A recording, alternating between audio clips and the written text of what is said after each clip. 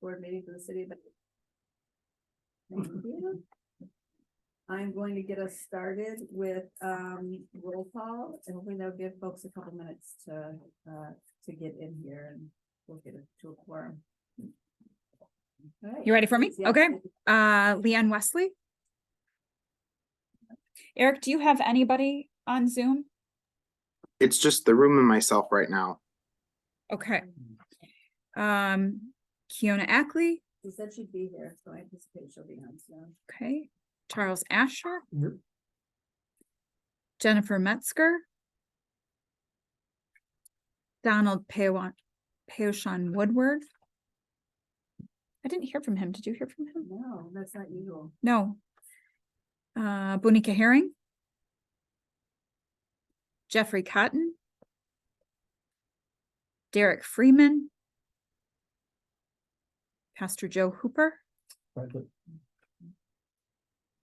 Dina Spencer. She'll be here. She's usually late. But... Whitney Wardell. Kathy Zenda Wilson. Present. Josita Todd. Present. Ava Masters. Oh, she knows how to get up here. It's her first time. He said she did respond to me and say she was going to be virtual. Oh, did she? Yes. Okay. So Okay. she thought she was going to be able to be in person, but had Okay. a tight meeting. And then Commissioner Ballard. Present. And Rebecca Fleury is absent. Awesome. Thank you so much. Thank you. Hello. Hello. I'm like, cool. So she got me equipment. There, yes. Yes, Oh, sorry, wonderful. That's okay. We're just doing the roll call. So if Rebecca will say your name in a second. Okay. And how do you say your first Ava. name? Ava? Uh-huh. I didn't say it right. Ava I- Masters, is that yeah. correct? Okay. Yes. And then you would just say present? Yeah. Okay, gotcha. All right, thank you. Does that get us to quorum? It does not. So let's give folks another few minutes. We will start by welcoming our newest member. Thank you so much. I'm Kathy Zenda Wilson. Hi, chairing this group along with our vice chair, which is Kiona Ackley. She's not on yet, but she will be joining us virtually. And why don't you tell us a little bit about yourself, if you wouldn't mind? So, sorry for the accent. No. I have been here for like almost 30 years, but the accent is like, I just came used to it. I am originally from Spain, and I came to the UW in Wisconsin first. So I lived in Wisconsin for a while, then I moved here 10 years ago. And I was in the Lakeshore area, in Holland, in Zeeland, actually. And I just moved here a year and a half ago. Welcome. So I'm new to the community. I'm thrilled to be here. People are so friendly. I'm so happy to be here in Baruch. So I know the news, obviously, that I get every day about the shootings is something new, but still I love the community. I absolutely love it. So I wanted to be part of the board. I was part of the board also in Holland. So yeah, just kind of see how I can get help. If I can add any value to it. Sure you can. Thank you so much for being here. And I'm just Jeffrey? gonna Hello, sorry for being late, everybody. add you to the roll. Jeffrey Cotton. Yes, ma'am. You're Okay. I know, all of us, everyone gets up to the top. coming up in stuff, what is late? Yes, welcome very much. And Jessica, I know that I haven't had the honor of you being able to introduce yourself to the board as well. I'm not a newbie anymore. Oh, thank you. I'm Josita Todd, and I have lived in Battle Creek. I went to Battle Creek Elementary, junior high, high school, undergrad, Western Michigan, master's degree, Central Michigan. So I'm a Michigan girl, even though I lived out of country 10 years. But I'm very happy to be on the board, and I'm very happy to be back in my community. Well, we're happy to have both of you here. We have what I hope to be a pretty enriching hour and a half for us to spend today, just kind of digging into some of the history of how we got to where we are. I think it'll be helpful, not only for the new members, but for all of us who've been here for a while as well. What do we need to do to get to quorum? 2. We need 2 more. 2 more. So we're gonna wait on minutes. So we can go a little bit out of order with the agenda just to make sure we can do that. I don't think the other things we're doing require quorum, so we could at least have a conversation about those. I'd like to introduce Andy Hempel as a guest today. Stand at attention. Who was in this position as board chair for a while, and we're gonna talk in a little while about the history and evolution of the Human Relations Board. When I reached out to him for some information, he said, I get to be there. I said, okay, thank you. A lot easier for me. So, but we'll skip down to that and start there. So, the Human Relations Board, as I knew when I was commissioner and accepted the position of chair, was really to play a conduit between the community and the city. To be out there listening to things that may pertain to what the city offers and what the city does, so that we can then bring that information back, wrestle with it a bit and see what might need to change. Also, to be a partner with the city on the things they need to do to ensure that they're being as open, inclusive, and welcoming to the community as they can. Now, when I started my chairpersonship, we did not have a DEI office. That has changed. And so, given that, you know, for those of you who were around back then, we were really looking a lot at the equity audit that the city had conducted and trying to understand what recommendations came out of that. And as a result, the Diversity, Equity, and Inclusion Office was created, with Kimberly Holly being its first staff member. And so she's going to provide us all with a little bit of context. And in fact, I think Keona just joined us. Keona Ackley, are you there? I am joining remotely from Battle Creek, Michigan. Thank you, and sorry about my tardiness. Thank you. Thanks, Fiona. We're still waiting on one more to have quorum, so we're gonna just discuss the history of the HRB right now.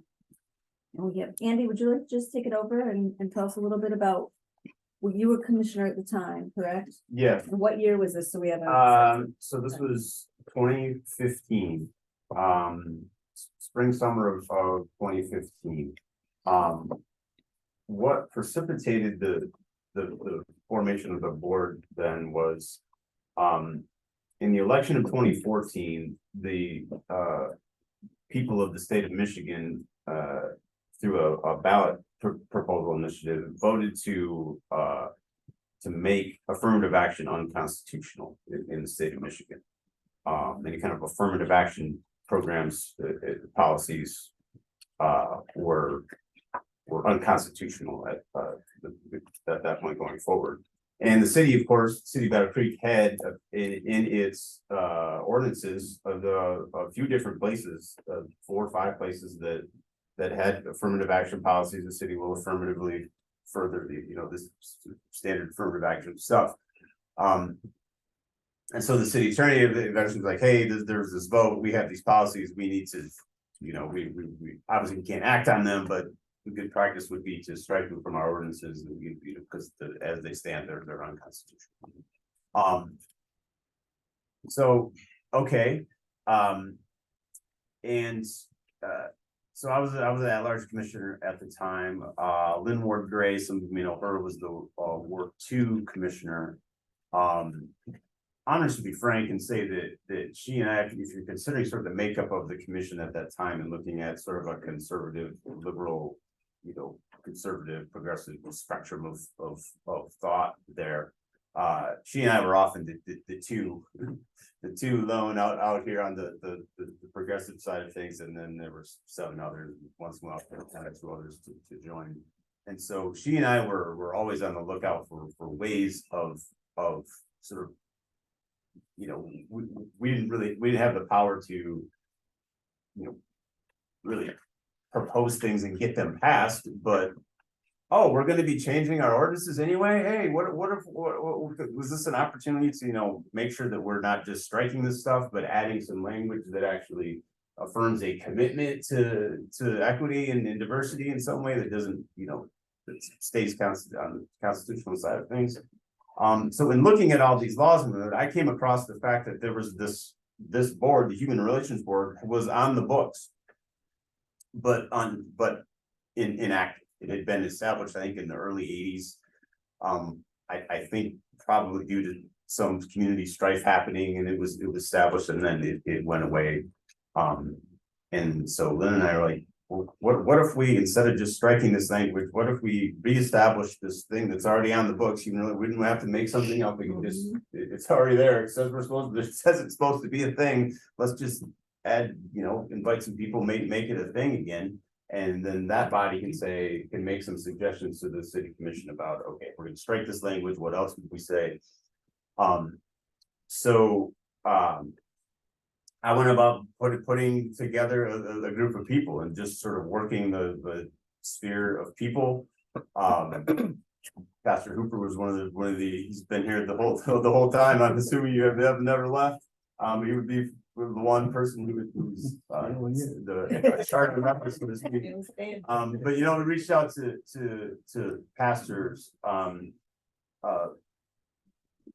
union folks and builders, because that was a significant constituency when you think about city contracting out with people. So Tom Beekler was the head of Schweitzer at the time. He was on. We had a Hugh Card from the union, Pastor Joe, Pastor we had a couple Salem.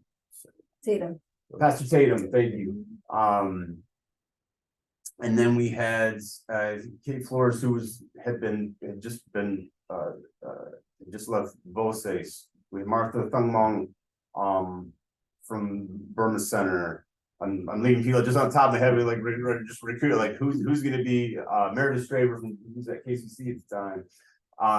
So we put together this group of people and started meeting, and the I don't want to give too far in the minutia of it. The give input on the affirmative action stuff, sort of we got outmaneuvered there. It really was neither here nor there. But we got essentially to the purpose that still exists, to serve as an advisory body to commission and city staff on matters of diversity, equity, and inclusion. We spent a lot of time sort of rewording the purpose and getting it established. But the main actual, and we've had guests, and we'd have like, and the chief blocker was in the chief of police at the time, and they were deep into doing implicit bias training. So he would come and update us on that and talk about how that's going. Or, you know, some other city department head would come, we'd have a conversation. But then one of the main things that we actually worked on in a sort of roll up our sleeve progressive manner, although we worked with the community development office, Kristen CA was there at the time, and the Fair Housing Center did a fair housing study, and essentially found that real estate practices here in Battle Creek were racist. And so we're like, okay, here we go. So there was a process of getting, you know, folks in the community together and the realtor community together. We did have a realtor on the board, but that was a months-long thing of you know, getting people together and working through that. And you know, I left the commission in 2017, so I was only active for a couple of years. That was kind of the main. I stayed acting a little bit and seeing through some of that realtor stuff. Then after that, Susan Baldwin chaired for a while, and Kathy came on board. And that kind of takes it. That's the origin, sort of rebirth of it in 2015. Yeah. Folks, if you have questions or anything about what. Can you expound on the racist real estate practices and maybe what was done? There was the Fair Housing Center did a study where they did like they would call, they had like a white person and a black person call and ask about, hey, I'm looking, call up a realtor, I'm looking for such and such a home, here are my criteria,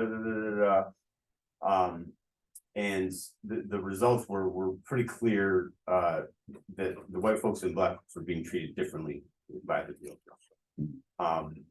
We're not receiving the same listings. receiving fewer lists. We're redirected to different neighborhoods. right? Yes, all of the stuff you can imagine.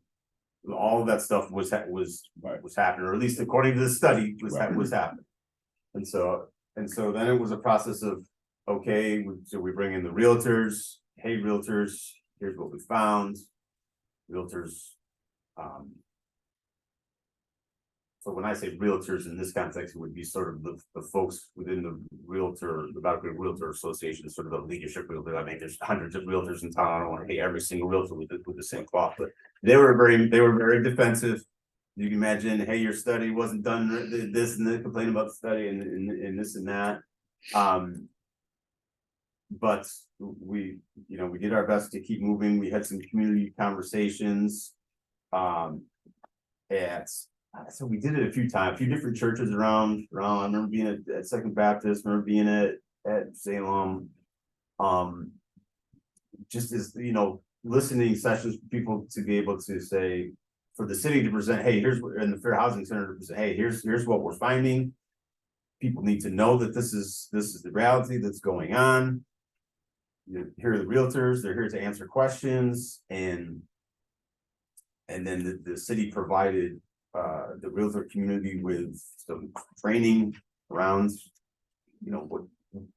what best practice ought to be, which of course couldn't have been news to it, and that's part of the real. If you went to any realtor training, they already actually told this stuff. So it was sort of probably a year-long process of bringing people together. And then the next year there was another study, not of the same stuff, but some other like ability for differently able access, and that brought to light some stuff. And so just sort of this ongoing facilitation of people in the community, the realtor and rental community, and the fair housing, and the city and the Fair Housing Center sort of coming together to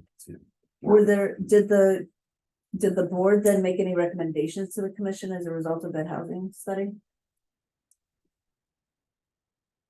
You remember? No, I don't believe there was ever any commission. Yeah, there's no other. I don't believe there was ever actually any commission. We presented to we presented There's this no was action. going on, but there was no commission action. There was no like ordinance or city Battle Creek policy that needed to change, Okay. other than the community service department just acting in its capacity as serving community and working for housing. Yeah. One thing, I think making awareness is the biggest issue. And so a lot of our attention went Shining on light. that. And working right along with the realtors, producing information, pamphlets and information resources. Yeah. I think that was the real impact that we had as a board. Which is still important. Yeah. I know, some issues are just And awareness it could be a issues. good reminder for us to bring it back up, Jeff. Yeah. Like, where are we right now? Yeah. It could be a good role for us. Did it I would- just involve realtors, or was it also financial institutions? It wasn't the lending, was it? It was I just don't- real estate. I don't think there was any of the lending.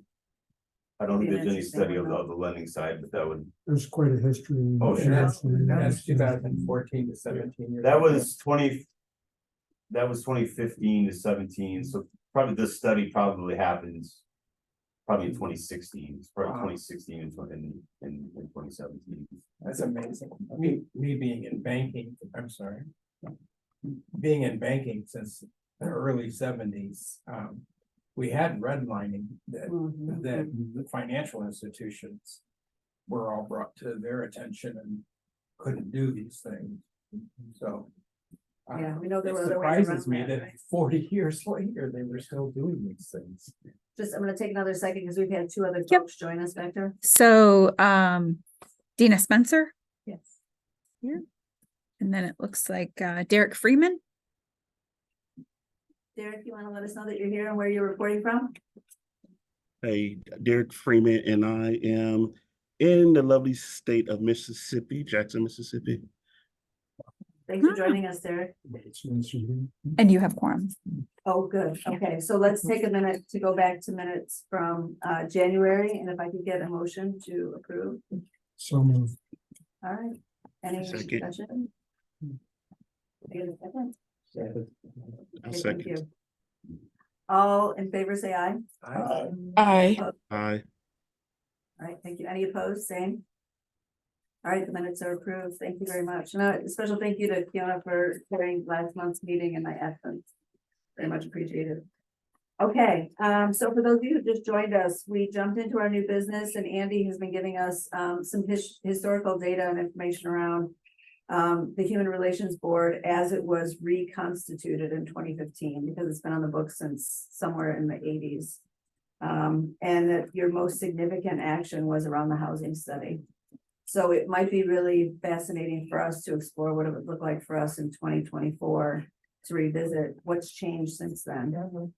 Yeah, so if it's possible, I'm gonna make a note that if we could get that data for us to review, it might be helpful for us. I believe then the year after that, so like 2 years after that initial study, I think they re-studied, like redid this. There should be the two same rounds of study, data. And I think there was another round of data there.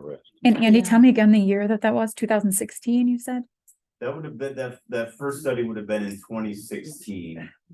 And then the second I'm would have pretty been, Sure, the second one probably 2018. okay. I was just gonna add, the impact of that is still reverberating.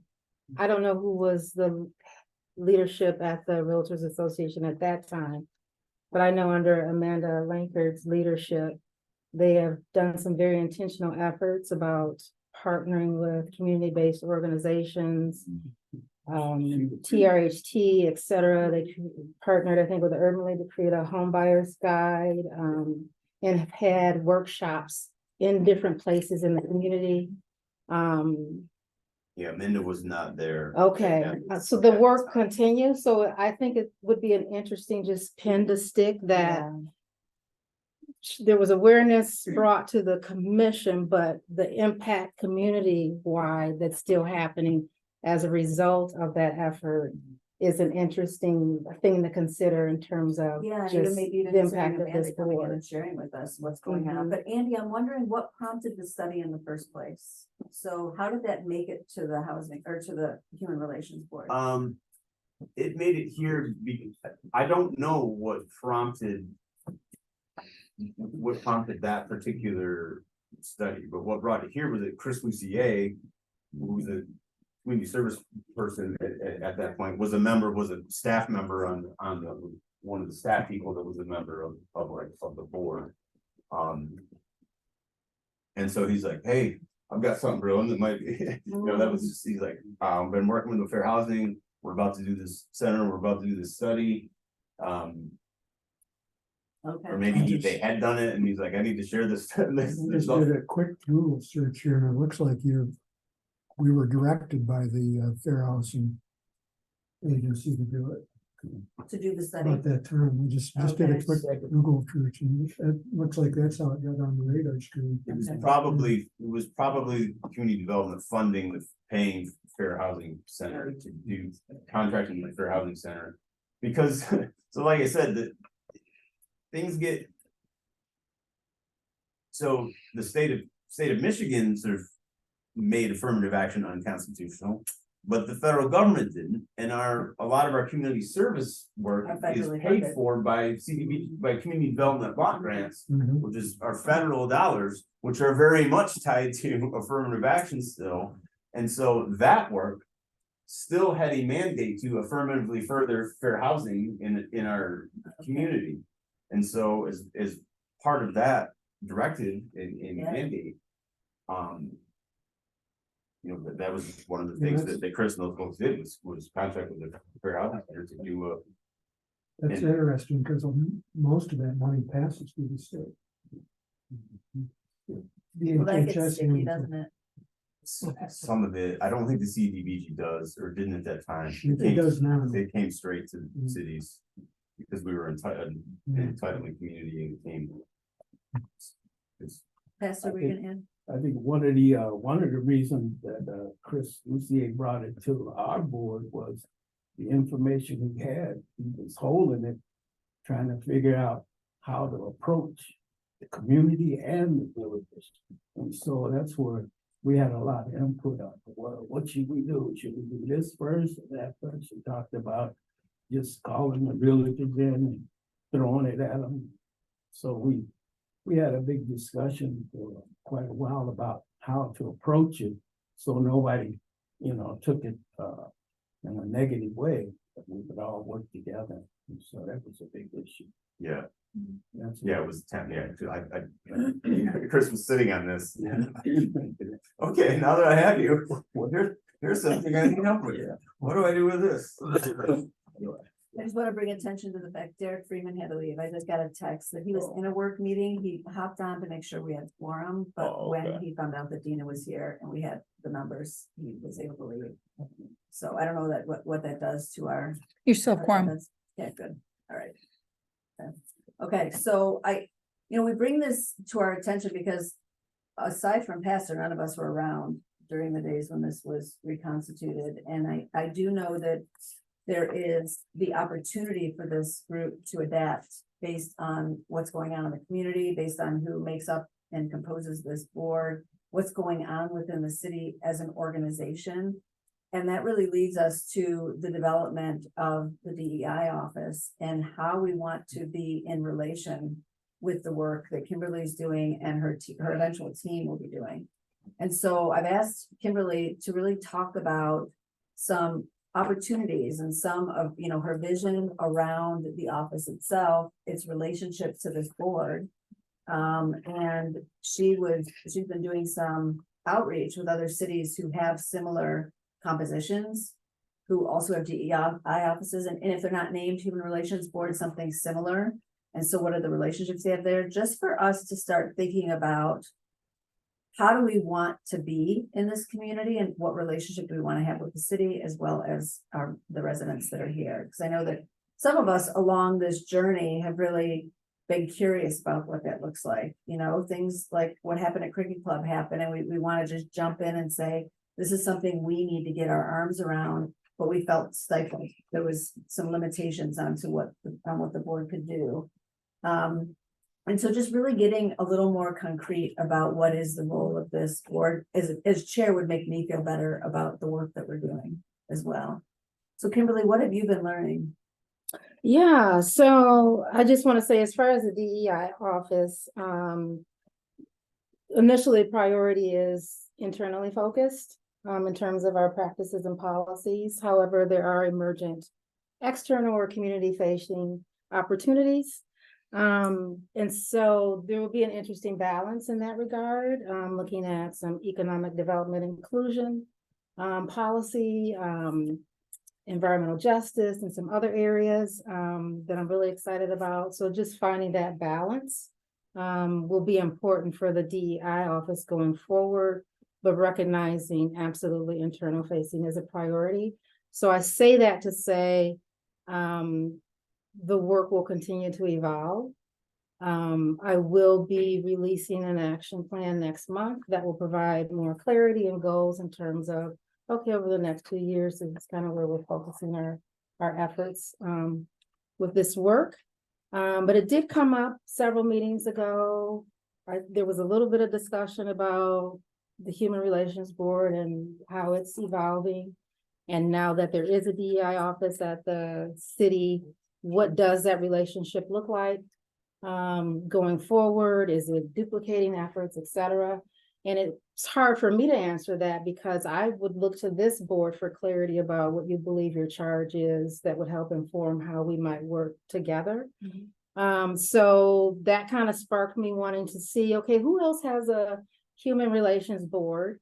And I have a colleague in Jackson, the Chief Diversity Officer in Jackson, John Willis, So I reached out to him because they have a similar structure and just wanted, this has come up, how does your office work with they call it the Human Relations Commission. And so he provided, a great succinct email that I shared with Kathy, and we thought it would be appropriate for me to share that information with this group, again, just to contribute to the conversation, not to be prescriptive or to say this is the direction that we should go. And so I have his email, which I'm gonna reference, but we thought it might be helpful for me to just put it in a more succinct format. But the way he described what he called the DEI landscape in the city of Jackson is he said, we really have 3 pillars. Each are distinct, but all are very crucial to building a cohesive and inclusive Jackson. And so they have their Human Relations Commission. He said, that's really our shield against discrimination. So the charge is similar to what I believe the original ordinance charge for this group is, to promote mutual respect among diverse recipients. It's kind of similar to, I think, language in our ordinance.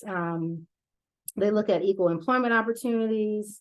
He said they do a great job providing educational resources to the community that challenge prejudices, and really focused on housing, education, and accommodation issues.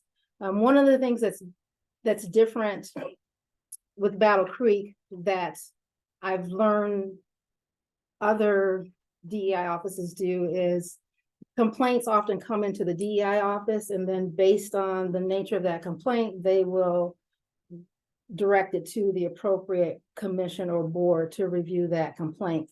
So in the case of Jackson, any non-discrimination ordinance complaint, they look at it, look at the timeline, is it a valid complaint? And then they pass that along to their Human Relations Commission for review and recommended action.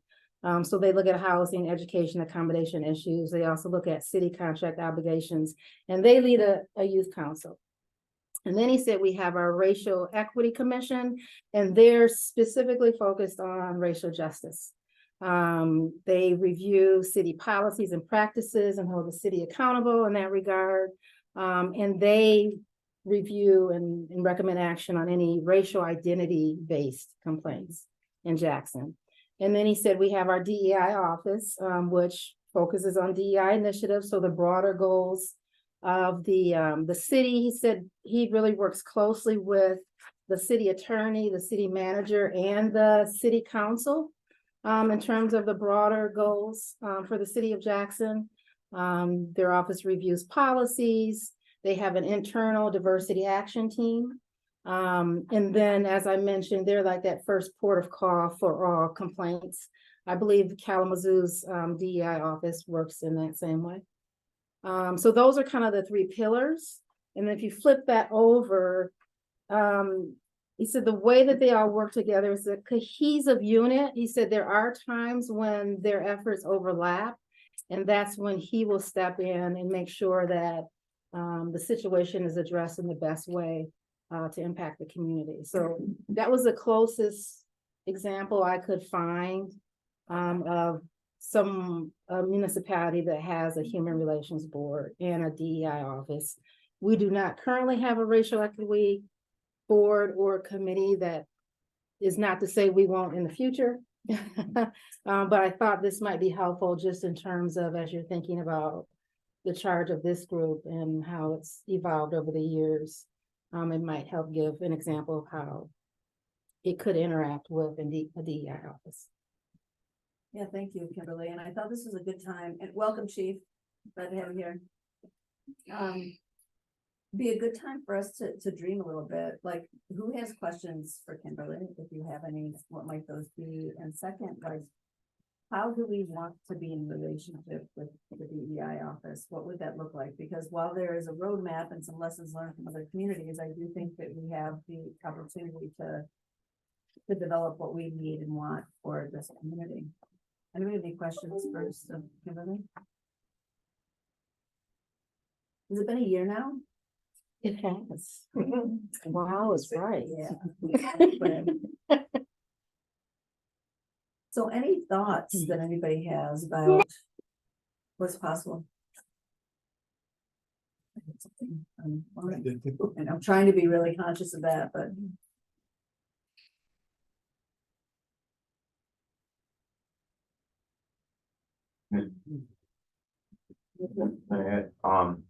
So.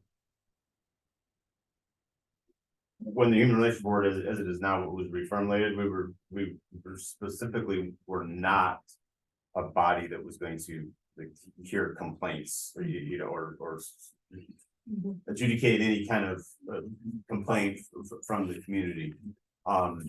That's just not the avenue to. So the city of Battle Creek, we had, but what, 2012, 2013 passed a non-discrimination ordinance. That added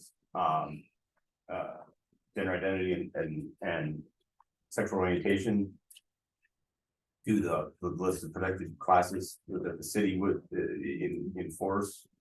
But if someone in the community had a complaint about like they felt their landlord was discriminating against them, or their employer, or their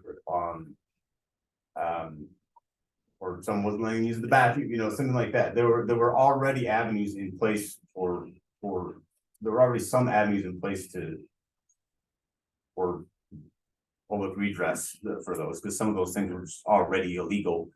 They're already illegal in housing situations, and you know, there was avenues for that for housing and whatnot. But anything that wasn't already covered by some other entity, the city would be in the city itself would be an enforcement arm, but we made these things civil infractions. And so if there was a complaint of some kind, it would go directly to the city attorney's office and the police department, and they would investigate just like any other crime being reported. So I'm not saying that this couldn't be part of the future or where we're going. I'm just saying background wise. Filter complaints. You So know, not recommending I think that what you're asking is a really important question for us to look into, but I think it needs to be done in a form more of brainstorming work session. Because my mind is going 1,000 miles a minute, but I think that we need to take this offline in terms of trying to come up with some really creative ideas as it relates to the information that you just shared with us. Just give us a little bit more time to maybe the next meeting come back or have some type of a working group. I think it would be more effective. Do we need to make a motion to create a work group around that or have a special session? Does anybody know? I don't have that answer. I have a question. Oh, wait. Continue with the question. Well, let me think about that for a second. So go while you're. My question was, what are we asking? Are we seeking to have the same type of cohesion with different groups in Battle Creek, Michigan?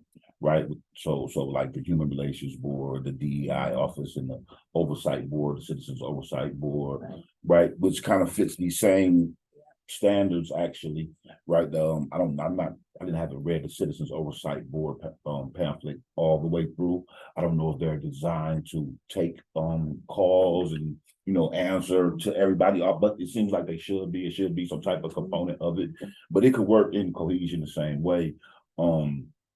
I just believe, I don't think it's something that could be like solid, like we have to do this, and that. I believe all those different three committees or groups would have their own objectives and goals and performance indicators. And when they overlap, like she was saying, he said, then we would come to this table or some other table and then offer our assistance or whatever our certain group's specialty is regarding the communities of Battle Creek. You know what I mean? Yeah, I can appreciate that. So then my next question from that, Jeff, is Kim, would you be in a position to be the one to pull us together when you see those opportunities? Or could they come from any one of the places? I think they would come from any one of the places, Okay. but certainly to help steward that process, I would certainly step up and offer the DEI office for that. So I appreciate that this is a lot for us to chew on, and to do it in the basis of a regular business meeting is gonna be challenging. So I think if this meeting is to consider like some seed planting, like take from this conversation what you will, we consider, how do we want to develop this board or evolve this board if it needs to be in a way that meets today's needs, right? Like, are we in a position, I would love, as you were talking and as I'm looking at this and listening to Andy's story, it's like, we were so hyper-focused on the Citizen Oversight Board for so long that there was very little else we did. It wore me out. It was I had to let go. I had Yeah. to like emotions, just let it go and like, okay, let it Yeah. develop to whatever it's gonna be. Long as it's something that's better than nothing. Chill out, bro. Yeah. You know what I Well, mean? what is it, Yeah. what's it look like for us to get into a rhythm of this board that is systemic around, we review data around equal employment opportunities quarterly? Like, we have somebody come in from the HR office to say, here's how we're doing as it comes to hiring and as it comes to our demographics. Is that something that's even feasible? You reminded me of something else that was going on at the time, is that, we met a few times with the fire chief, and the fire chief at the time, really did some work in revamping how they did their testing and, their internal testing and who was getting on the list, because what, and I would be surprised if it was much different even by this point, but, in the time, there were 4 people of color in the entire fire department. It was a matter of recruiting too. And then they, right, well, we gotta hire from the list, you go into a whole thing, fire and police, how they hire, and it's fire in particular, and so. But we talked about it a lot, and like, well, what do you have control of? Well, we have control of our own tests, and anyway, I don't need to go way down the line, just to say that was something else we did too, was, okay, the fire chief was working on this. And came here to sort of report out to this body and have conversation and get input and really he changed by changing the test, it changed the constitution of the demographics of people that were on the list. I don't know what the impact of that today. I'm serious, but at least they were working. To that example, though, I think that speaks to the overlap, like if we stick with the HR example. Yeah. So in the action plan, I'm working in partnership with HR. Okay. On recruiting through onboarding. So there's the internal piece, right? The human relations board brings that external accountability to the process as well. So that's an example of, I think, would be an overlap, but Yeah. would be those two ends working together to move Yeah. forward a certain effort. So for instance, just to get really, really tangible about that, if a recommendation was made by the DEI office to the HR department around a particular practice, bringing it here for some transparency and accountability so that we could either contribute our thoughts or, because we don't have any influence over those, right? We're not making any policies, but we do have the ability to provide some insight. And so that could be what that looks like, right? I think for me, what I've struggled for the last several years is like that interaction with the city departments around knowing how to utilize us. And I think that needs to be improved. I'm not sure that, we had code here, which I thought was great, but we learned a lot about their process. I know that several members had brought up issues that they had been hearing about around how code does their work. We were able to find out more about how the sausage is made, right? Like we actually have schedules and we're in particular neighborhoods at certain times. It may feel like we're targeting a particular neighborhood. That's not really how this goes. So there is an intent versus impact issue there too, right? So we're able to provide that insight. Well, when you show up in this neighborhood and don't tell people that that's why you're there, that it's a cyclical thing, it feels like they're being, targeted for some reason. And so I do think that we could do more collectively at helping the city understand that we're here for that, right? That we can be a sounding board and insight providers to a degree. Something that might require us going out and doing listening. I think we did that with the housing stuff, right? It was like, how do you host listening sessions? We did that with the Citizens Oversight Board. And so I just think it's a matter of, because I know some of us in here are action oriented and we get frustrated when we can't do something. So getting really grounded in the fact that we are not on this group, right? We have to view our role as providers of insight as doing. But the other stuff we have to do outside of this room, and that's okay and good, and we can advocate and do all those things, but here, what our role is has to be really clear to all of us. And so with the evolution of a DEI office, I just really want us to be very intentional about that. So I'm most interested in this center spot, like, that's a sweet spot for all of us, right? How are we making sure that we're doing that? And Kimberly, I think that with you now on staff, you can play that conduit for us a little bit better than we might be able to just as a board. Yeah. Because you've done that with the language access. We started that, right?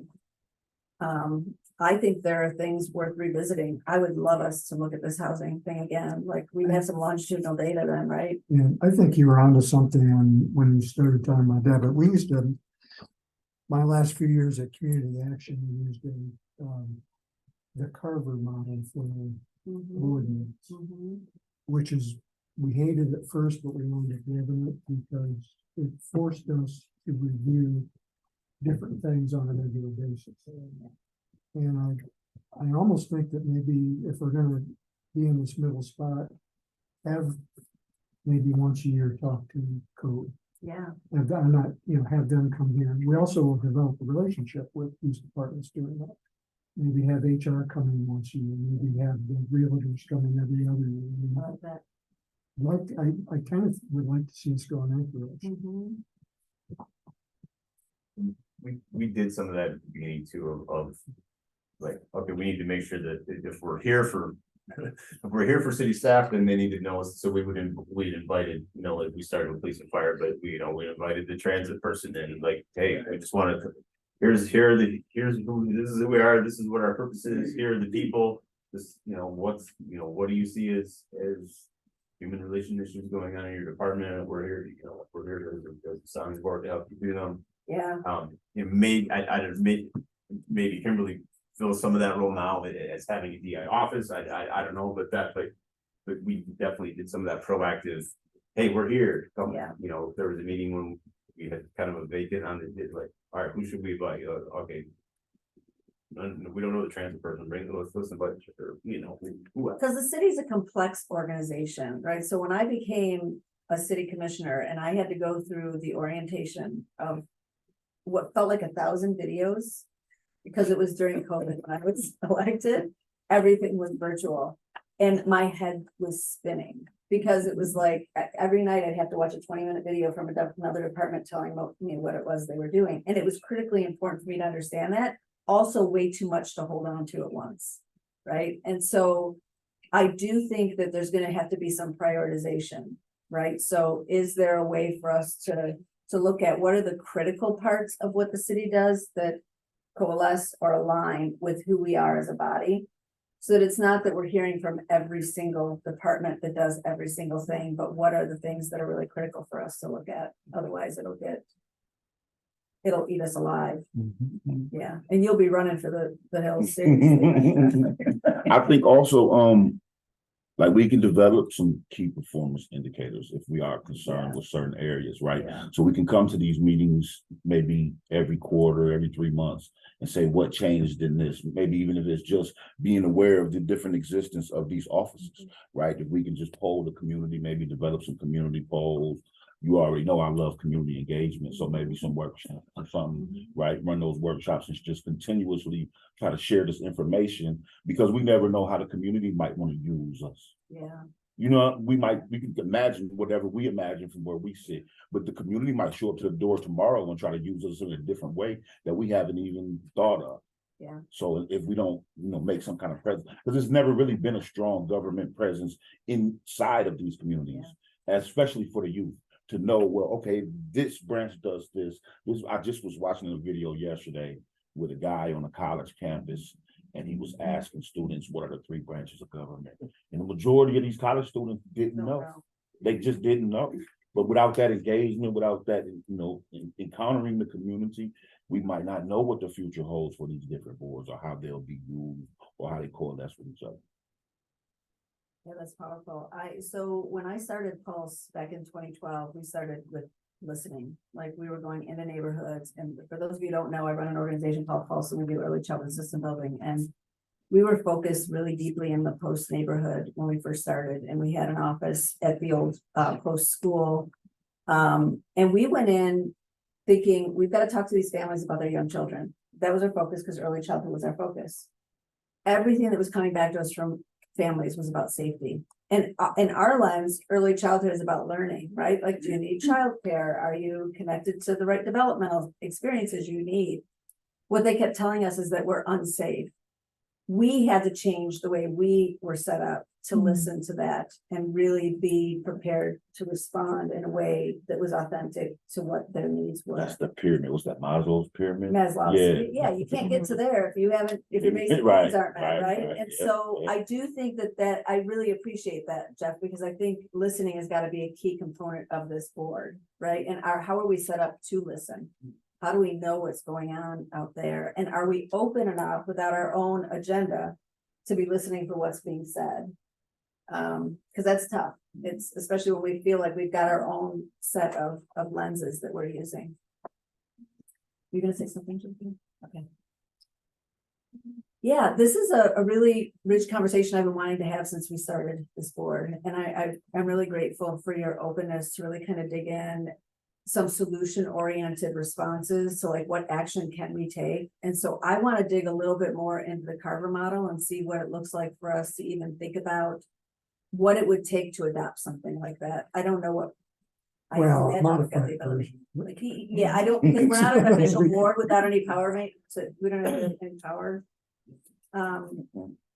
You don't To a want degree. to use a training, because that would take a year. No, no, but I do think thinking about how we organize ourselves is something we have some control over. And, you know, we can decide on our agendas based on that. You can. This idea of power and thinking through like what power don't you have, but what power do you have? And, you know, like I started out with like, you know, back then in 2015, it was, you know, it was me and Lynn. And Joe, though, like, it was like, how much can we get away with doing without anybody noticing we're doing anything, right? Like, and it's a lot, like. You're speaking Jeff's language right now. I'm sure I can use a lot of people's language, like, what do we do without everyone having to, you know, Yeah, to give us permission to do it? yeah, I don't want to And- limit and our there's a lot. thinking. You know, Yeah. because like, who are you, well, like, what are you in the middle of? So I like. If you're in the middle of the right stuff, then you have a lot of power.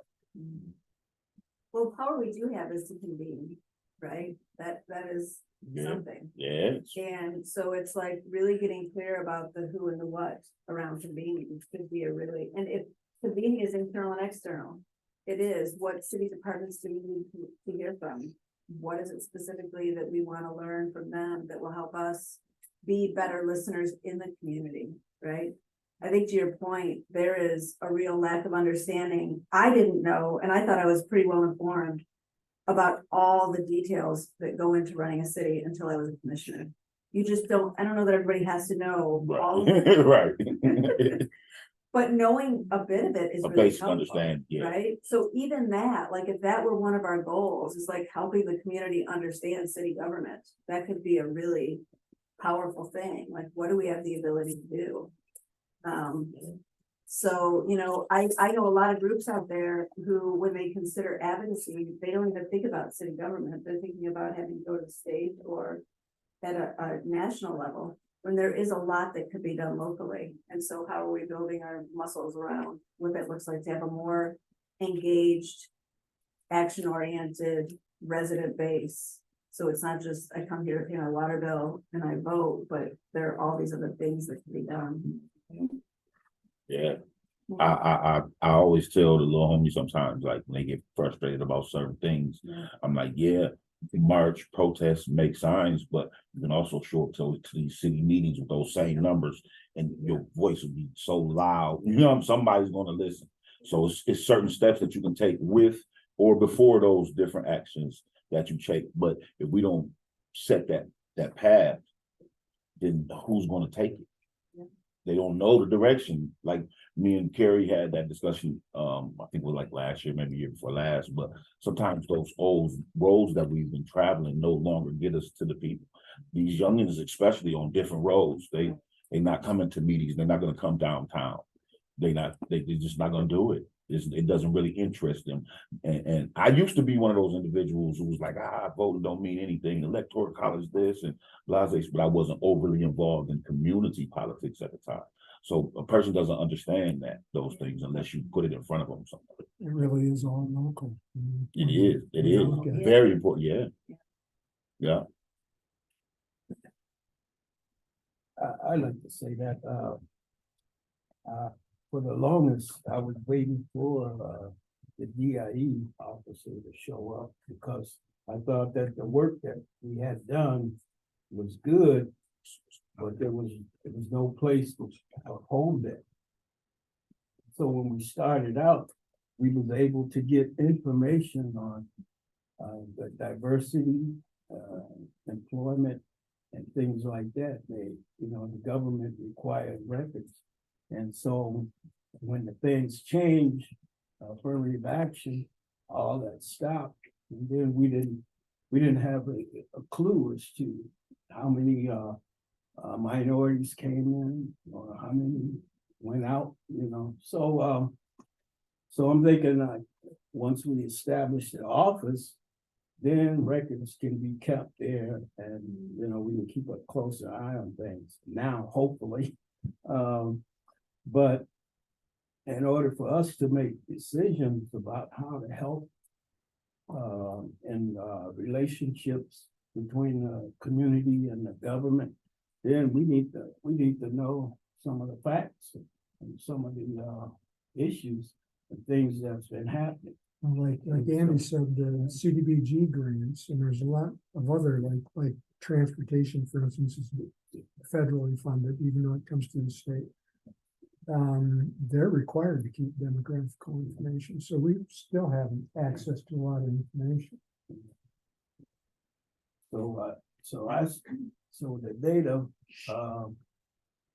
at one point I was just saying, well, okay, we took a picture of each city department, would it look like the community?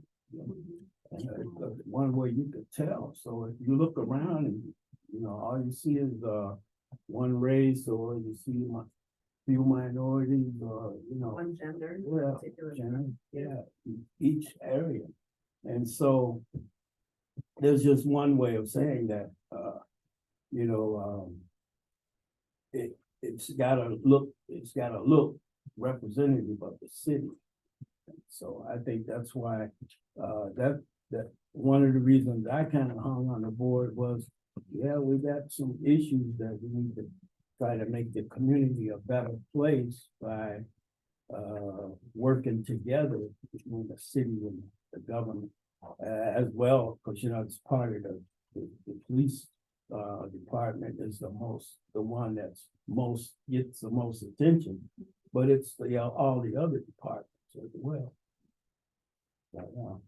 So I see now that we have the office, then I see that all the work can't be done there.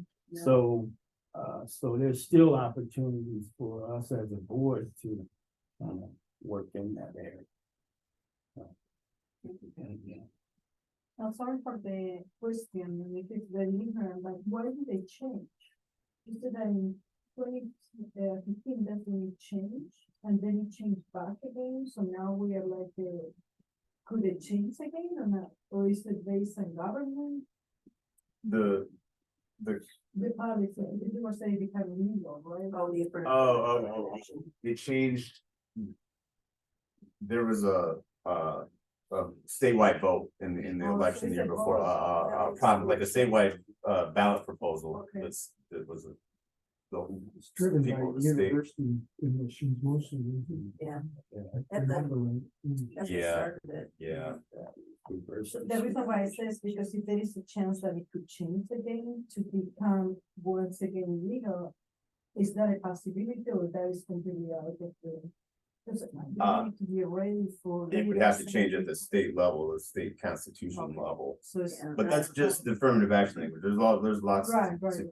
You know, Yeah, and I'd like us to stay focused on, okay, there are things we can't do, but there's a whole lot we can do, so I appreciate that perspective. I don't want us to feel like a powerless board, that wasn't what I was inferring, but I do think that there's a lot we can do, and I just wanna get us grounded in what that is. One thing back to the Carver thing, not that I want to beat that to death, but if we do establish a regular calendar of departments reporting to us, I think we should also be prepared with what we want to hear from them, Yeah, not just let them come in and do a presentation. But you want you to come in and when you come in, what's your department look like? Is it reflected in the community? That kind of stuff. And I mean, that would be an excellent opportunity for them to specifically identify the community issues that they're dealing with or they're seeing. And that would give us a wealth of knowledge, from various sources.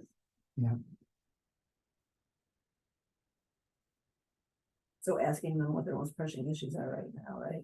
From a community perspective. Right.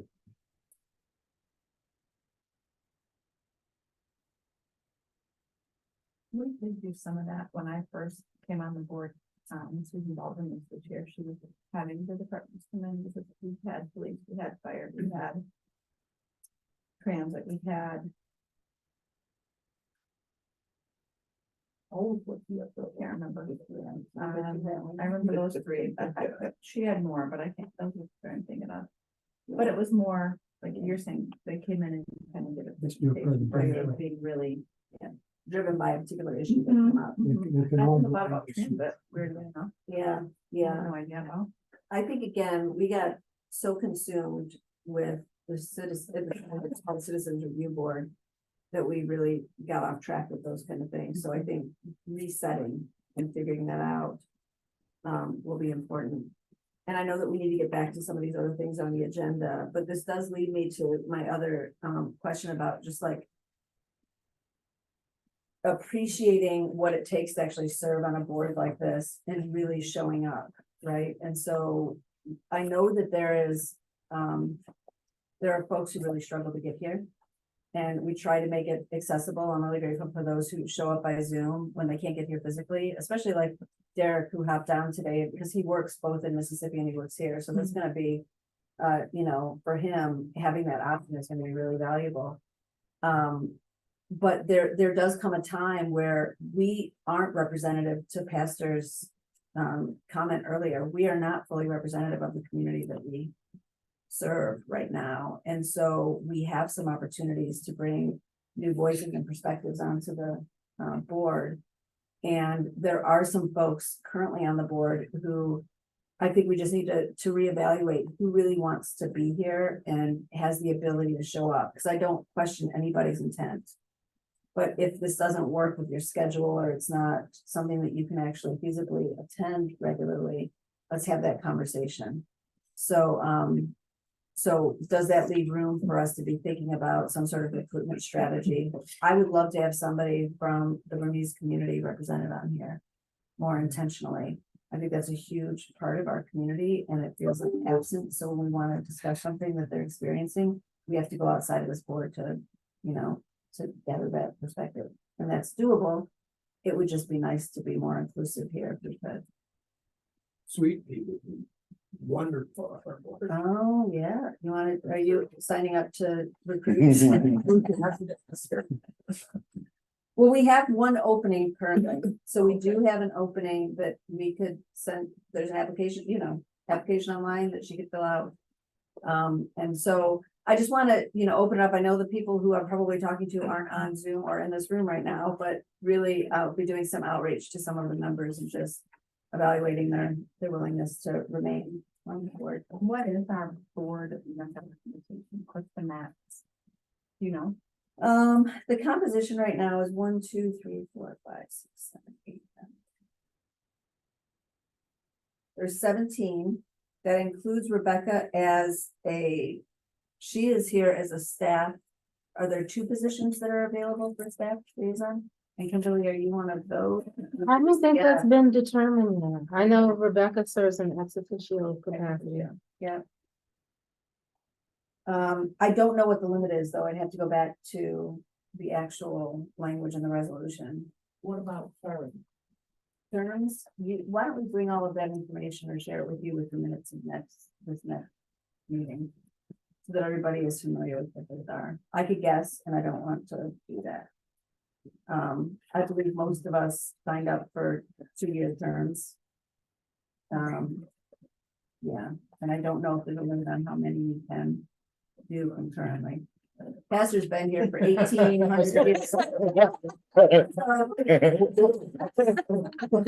Andy's don't ask. It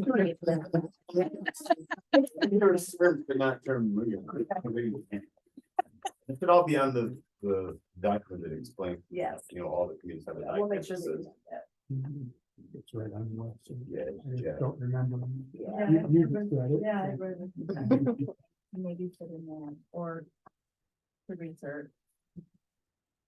A lot of boards have, if you miss so many consecutive meetings, we assume that you're no longer able to serve and therefore. Yeah. you're Well, the way it's affecting- written- I don't know what that. Yeah, looks the like. way it's written right now is that if you miss 3 consecutive meetings, I have the power as chair to ask the commission to remove you. But it has to be my action to take, and I haven't done any of that. I don't want this to be a punitive thing. I want to be able to have conversations with folks about what their reasons are for not being able to get here and see if they're still committed and what we can do to accommodate.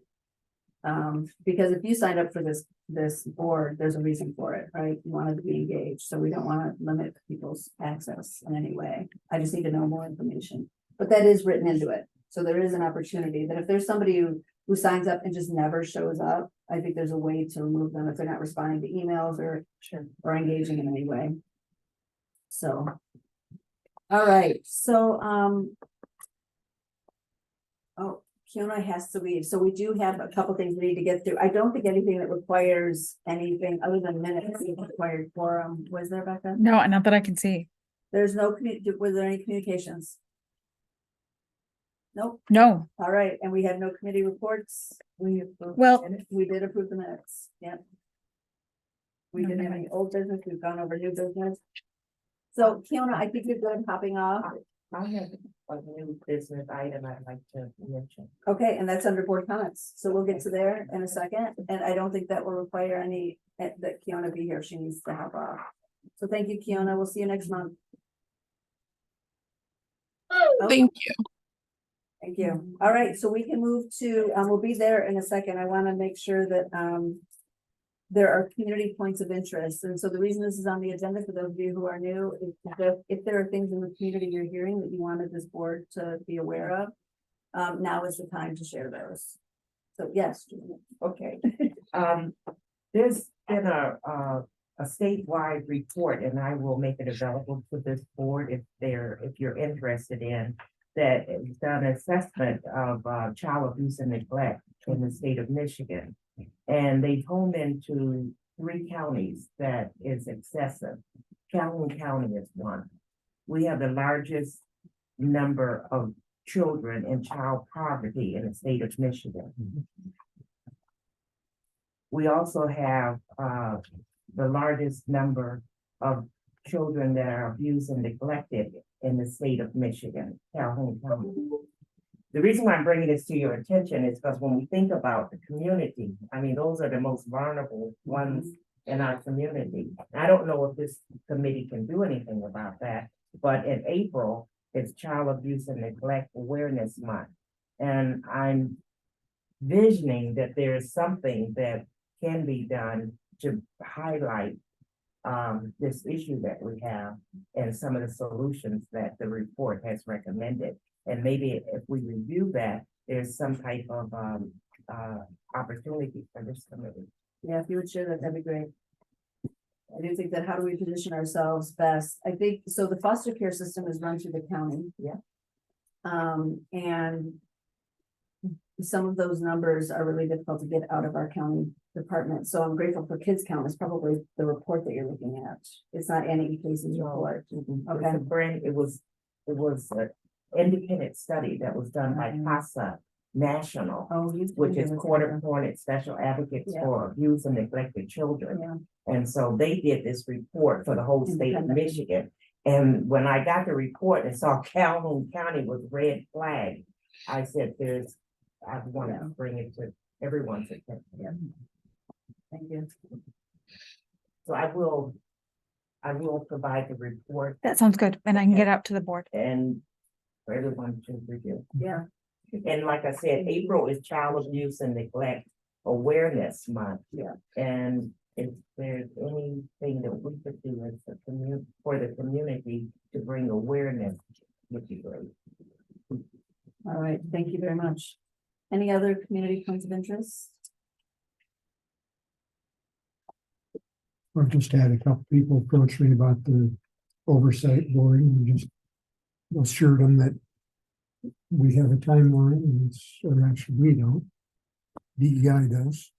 And it should be online by June, so we're pretty happy that we're making some progress. And that Kimberly knows that whatever she needs from us when it comes to recruiting board members or anything, that we're here for that, so. I do wanna, lift up that most of us are probably aware of the incident that happened almost a week ago at Cafe Rica. And I probably can't share much, but is the officer doing okay right now? Yeah, I mean, all things considered, as tragic and horrific as that scenario was, both officers are doing well, and I expect there'll be a full recovery. It's just it's a time and distance thing, right? Distance from the event and time to heal and recover from the trauma. We also have quite a few those that are employed at Cafe Rica. I stopped in and spoke with them briefly yesterday, and they are there's some struggles there as well. That was a very unfortunate and traumatic event. So lots of healing needed, and we have offered opportunity for counseling through our clinician. It's good to hear that they have their own kind of grief and trauma counselor that they're making available to some of their staff. So I think we're on the right path. It's just going to take a little bit of time and some healing, and we'll get to where we need to be. Is there anything more you can share about the incident itself in case we're asked about it? Well, I know it's an ongoing criminal investigation, but I guess it would depend upon what your question is. I can't get too in depth into the detail, but if you have specific, I can better try to answer it, and I'll tell you if I can. Yeah, I hadn't heard much about the victim himself, and I just was curious, the person who died, maybe I'm using the wrong language. But I didn't know if there's anything that could be shared. That's the only question I'm getting is who was this person? And I wasn't sure. And I wasn't getting anything from the news reports I was reading, much anyway, just that he was from Texas and 29 years old. Yeah, we're trying, that's still, that'll be part of the investigation. Yeah, there's a lot that we don't know. Not sure the how or the why he got to Battle Creek, and we're not 100% sure right now his time frame that he'd been here. So we hope to. I'm sure that will be uncovered throughout the investigation. But again, these are things that we don't know. So a great question, and we hope to figure that out ourselves. Thank you, Chief. Commissioner Ballard. I guess I'm trying to figure out in my mind what was the lack of the taser? What was the reason the taser didn't work? Cool. And I like don't know, it didn't work. It appeared to me it didn't work. Well, it's not that it didn't work, is it that it didn't have the desired outcome. So whenever you someone that is in a mentally crisis state or under the influence of a stimulant or alcohol, it diminishes the impact or the effectiveness of that type of device. So it's not that it didn't work; it functioned and fired properly. It did not have its desired result for the multitude of factors. Mental health, I'm sure, was a part of it. We don't know yet if he was on any type of controlled substance. We suspect that he may be, but if you add those two things together, the likelihood of it being a successful outcome with that type of device, it's no different than pepper spray. Pepper spray, it's a tool that is not 100% effective, and there's really not many that are. So the person's ability, if they are worked up or they're on drugs or they're on alcohol, or just psyched out, whatever, they don't feel the sting? Is that what I'm understanding? So it's 50,000 volts and it's a muscle disruptor, right? There's a pain compliance element, but it's also a muscle disruptor.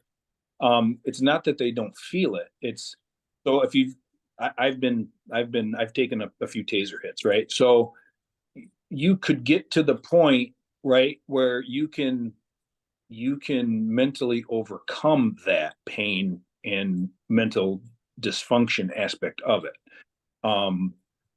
But if you're in a heightened state of delirium, mental crisis, under the influence, that it's not that they don't feel it, it's not impactful. It doesn't register to the point in which that would have the desired impact on the individual.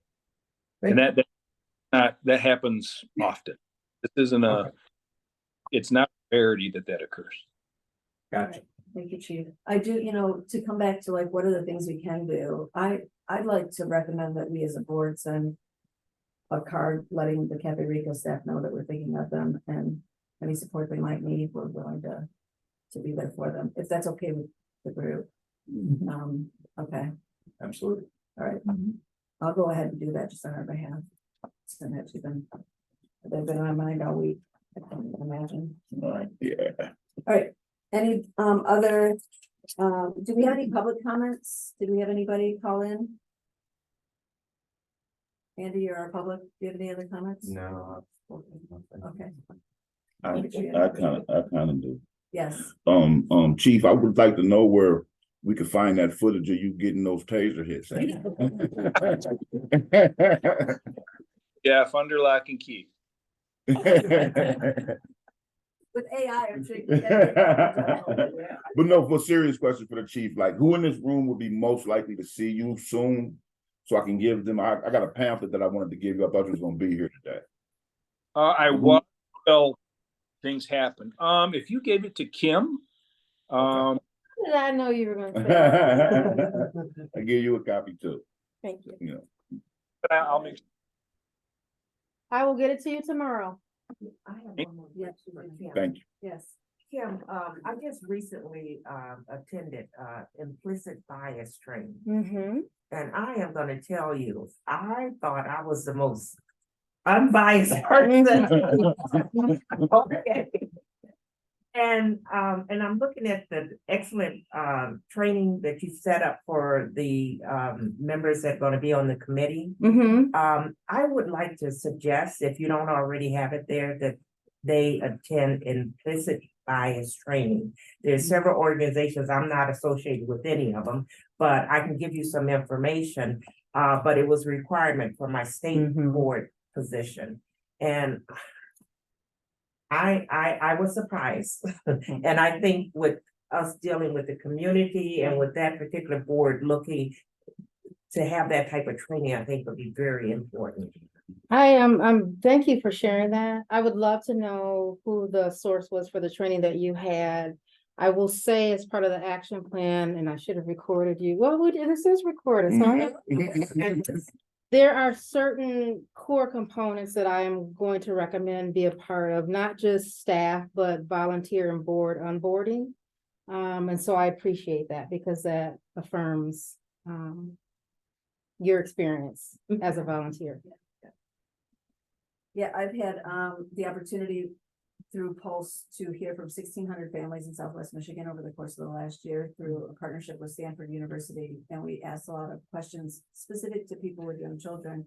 one of the most glaring elements of the data that came back was the amount of bias embedded in DHHS's administration of the childcare subsidy. And so we provided that data to the agency as a way of saying, help us understand what you think this data is telling you and what you could do about it. I mean, it was glaring, and we gave it with no commentary. We just shared the data, and they were open and receptive to that. So I'd love to know what that is as well, because they may be looking for that after this report came to them. I mean, we had like fewer white families applying for subsidy and more receiving it. Fewer white families struggling to find providers who would accept it. So for those of you who don't know, the state offers a childcare subsidy that will cover part of the cost of your childcare if you fall within a certain income bracket. It's difficult to navigate to get. Once you do, though, it's really challenging, especially if you can't find a provider that's going to take it. And more Black families specifically have a hard time finding a provider who will actually accept their subsidy. So even if they get it through DHHS, then their next hurdle is trying to find a provider who's going to accept it. So I think that data is a very powerful tool for us to use, but then we have to come back with what can you do about it? And I'd love to see what that training was, because I'm feeling there's a lot of folks that could benefit from that. So. Yeah, that just, there's so much synergy. I just literally before this had a meeting about data literacy and looking for resources to build that capacity. Yeah. It just aligns. Yeah, because two people can look at the same set of data and come to completely different conclusions. I think one of the things that the instructor said, if you have DNA and you have a brain, you're not biased. Yeah.